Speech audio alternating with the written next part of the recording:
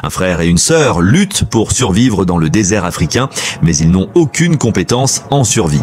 Plutôt que de vraiment chercher à survivre, ils attendent la mort.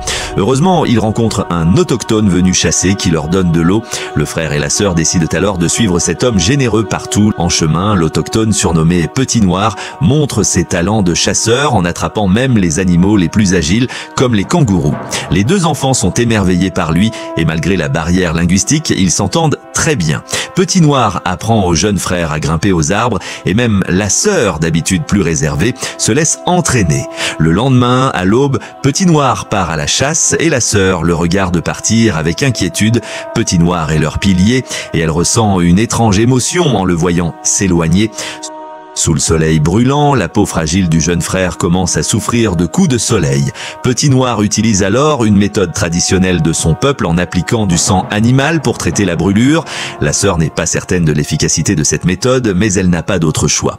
En continuant leur route, Petit Noir fabrique une ombrelle rudimentaire pour protéger la sœur du soleil, tandis que le jeune frère, d'ordinaire espiègle, reste sage sous la chaleur. Ils atteignent finalement une forêt de broussailles et Petit Noir leur montre ses talents d'artiste en leur peignant des motifs sur le corps, comme le font les membres de sa tribu.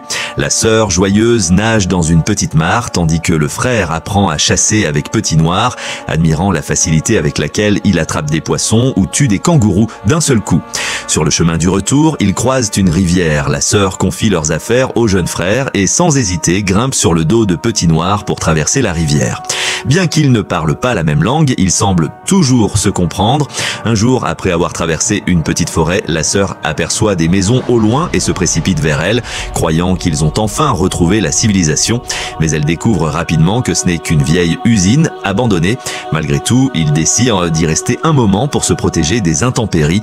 Pourtant, Petit Noir n'a pas l'air heureux. Il regarde souvent la sœur avec mélancolie, conscient que tôt ou tard, le frère et la sœur devront retourner à la civilisation, tandis que lui ne sera jamais qu'un simple autochtone.